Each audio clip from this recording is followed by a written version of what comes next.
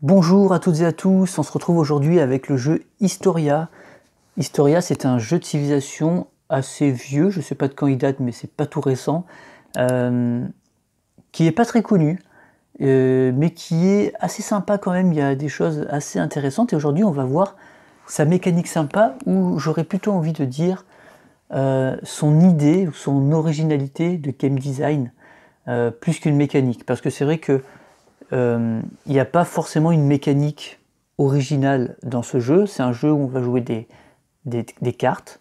On va avoir on va avoir en main des cartes d'action. Par exemple là, une action scientifique, donc progresser sur le plan technologique. Une action artistique, donc essayer de construire une merveille. Lancer un raid contre un adversaire. Faire la guerre à un adversaire. Il va y avoir quoi d'autre? L'esclavage ou l'asservissement, le commerce, la révolution, l'expansion, etc. L'action de tourisme,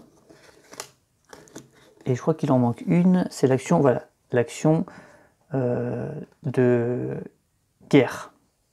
Donc ça c'est guerre et ça c'est niveau technologique, je sais plus. Il y en a un des deux, c'est l'un et l'autre c'est l'autre, je sais plus.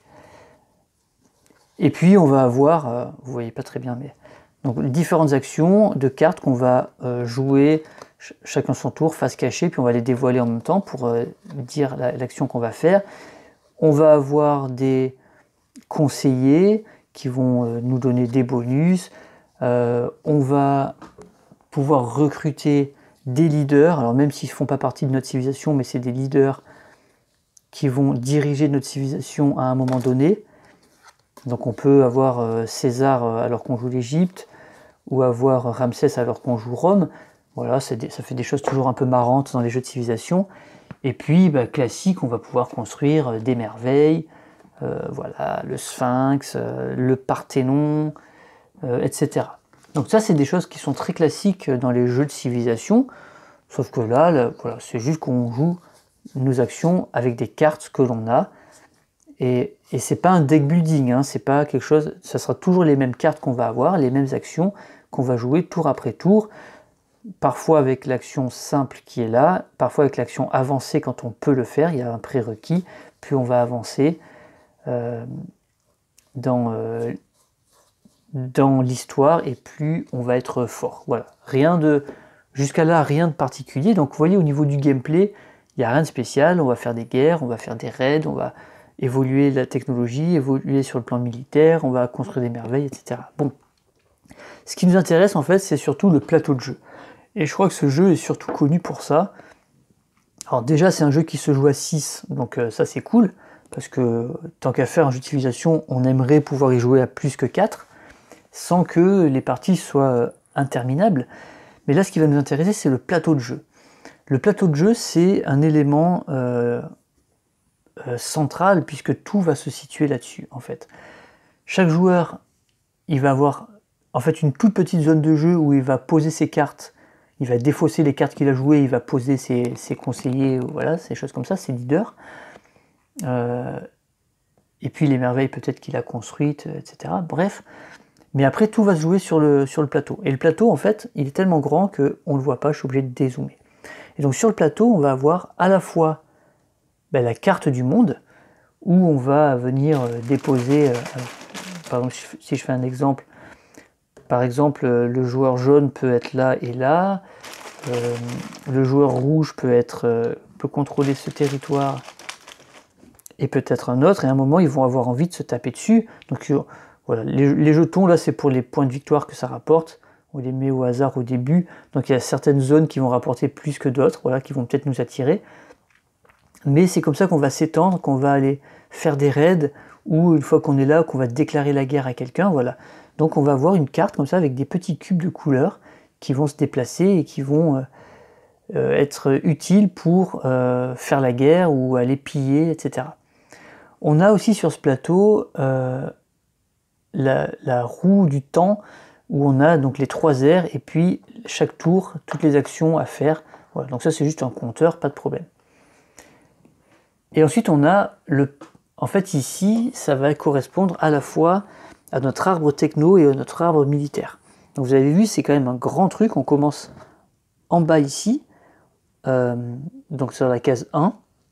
Et vous avez en fait, de gauche à droite, vous avez l'évolution technologique. Donc par exemple, on commence avec le niveau 1, c'est-à-dire la connaissance du feu. Mais si on joue la carte technologie, on va pouvoir avancer et donc découvrir l'agriculture. Puis si on continue à avancer, découvrir l'élevage. Par contre, si on va de bas en haut, c'est notre arbre militaire.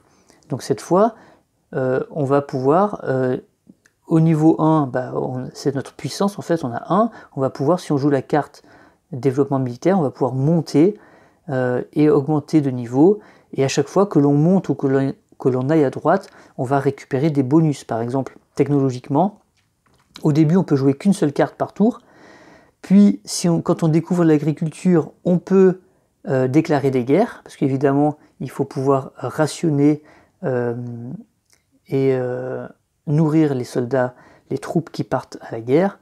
Puis on avance comme ça. Une fois qu'on découvre le travail du fer, on peut utiliser l'action avancée de la guerre et on peut recruter un leader. Une fois qu'on connaît la roue, on peut s'étendre sur le territoire. Tant qu'on n'a pas la roue, on ne peut pas évidemment traverser les continents, et on peut jouer 2 actions par tour. Une fois qu'on a l'écriture, on peut avoir l'action améliorée d'art, c'est-à-dire celle qui permet de construire des merveilles, etc. Et pour le militaire, quand on va monter, on va avoir des petits bonus. Voilà, on va récupérer des cubes d'action, des cubes de pouvoir, on va récupérer des cartes, etc. Et en fait, il y a une combinaison des deux à trouver. Par exemple, si je me développe technologiquement, première fois, je découvre l'agriculture, puis l'élevage. Mais si je veux encore me développer, vous voyez que là, je vais être obligé de monter. C'est-à-dire que je ne peux pas découvrir le travail du fer tant que militairement, je n'ai pas évolué. Donc je vais être obligé à un moment donné d'évoluer militairement pour pouvoir continuer à évoluer technologiquement. Et comme ça, on va avancer. Et même chose de l'autre côté, je vais être limité militairement tant que je n'ai pas découvert l'agriculture, je ne pourrai plus militairement être plus fort. Voilà. Et donc on avance comme ça. Puis après, il va falloir découvrir l'élevage du bétail pour pouvoir avoir des armées de plus en plus grandes, vous voyez. Donc c'est quelque chose qui est très intelligent, très bien fait. D'autant plus qu'on va très facilement avoir les pions comme ça, et selon les actions, on va se comparer. C'est-à-dire que là, on voit très vite, d'un coup d'œil, que rouge, militairement, est plus fort que jaune, alors que jaune, scientifiquement ou technologiquement, est plus fort que rouge. Et quand on va déclarer une guerre, ça va être important. Quand, là, par exemple, rouge, il peut faire un raid sur jaune, parce que militairement, il est plus fort, alors que jaune, il va pas se risquer à faire un raid sur rouge alors qu'il est moins fort militairement. Voilà, donc ce plateau, ce tableau même, est très bien fait pour ça. On voit très bien et très vite où en sont les joueurs. Mais il y a aussi un autre truc, c'est que vous voyez, c'est partagé en différentes couleurs. Et en fait, selon notre placement, ça va déterminer le gouvernement dans lequel on est. Voilà. Donc là, on ne choisit pas notre gouvernement, c'est naturellement, selon notre évolution, on va avoir un gouvernement. Donc on commence... Alors, les gouvernements ici, ils ont des noms un peu particuliers. Ici, on voit que c'est des tribus, mais en fait, c'est des clans. Voilà. Donc là, on est clan. Tant qu'on a le travail, le feu, l'agriculture, l'élevage, on est un clan. Mais par contre, si un clan militairement évolue, il va devenir un nomade. Et même chose, on devient un nomade quand on découvre le travail du fer, puis la roue. Vous voyez ? Voilà. Donc ça va être à la fois son évolution technologique et militaire qui va déterminer notre statut. Ensuite, on va devenir, quand on passe dans le jaune ici, une cité-État, avec la philosophie, la navigation, et puis un niveau militaire qui monte aussi. Et puis on a plusieurs choses. Voilà, ici en vert c'est un empire. Donc vous voyez que l'empire il est plutôt vers le haut, donc il va être plutôt quand on va développer le militaire, mais moins forcément la technologie. Alors qu'ici, de ce côté-là, on a... Alors comment il s'appelle celui-là? Je crois que c'est le mercantilisme, je ne sais plus. Est-ce que le bleu... Ouais, le mercantilisme. Le mercantilisme, au contraire, c'est on va plutôt développer la technologie, mais moins le militaire. Vous voyez? Par contre, ici, il y en a un qui est en haut, qui fait toute la boucle. Ici, on est sur le temps des lumières. Donc on peut être les lumières, à la fois aller à fond en technologie, mais pas très haut en militaire, ou alors aller à fond en militaire, mais pas très haut en technologie. Voyez. Et puis une fois qu'on est vraiment là, qu'on a vraiment tout, on est dans le coin là-bas, c'est le consumérisme, et là on est presque dans le futur en fait, presque. On est dans l'époque moderne. Et du coup, ce qui est marrant, c'est que si on développe uniquement le militaire, c'est-à-dire qu'on va très haut, mais qu'on ne se développe pas technologiquement, en fait, on est des barbares ici. Alors que l'inverse, si on se développe que technologiquement et scientifiquement, mais pas du tout en militaire, on est dans l'utopie. Voilà, donc c'est assez marrant comment c'est foutu, et j'aime bien cette idée, et évidemment, chaque gouvernement fait gagner des points à certains moments. Donc vous voyez par exemple, évidemment, l'utopie fait gagner beaucoup de points de victoire, parce que c'est un endroit qui est difficile à atteindre, parce qu'il y a très peu de cases, et il ne faut pas du tout développer le militaire. Voilà, donc c'est comme ça qu'on marque après des points particuliers. Donc ce jeu est vraiment un côté très classique dans ses propositions et dans ses mécaniques. Hein. Voilà, on joue une carte action, on révèle nos cartes actions, et après chacun son tour, on fait nos actions, on se développe sur la carte, on fait des guerres, on se développe sur notre arbre techno. Voilà, on recrute des leaders, on construit des merveilles, etc. Donc c'est pas ça qui m'intéressait, c'était vraiment l'intelligence de ce plateau, de mettre ça au milieu, et tout le monde, en fait, tout le monde joue sur ce plateau-là, parce qu'il n'y a pas de plateau joueur, chacun n'a pas son arbre de technologie comme on a l'habitude de voir. Là, on est tous sur le même, et je trouve ça assez original et assez intéressant. Le jeu est connu pour ça, donc c'était sympa d'en reparler.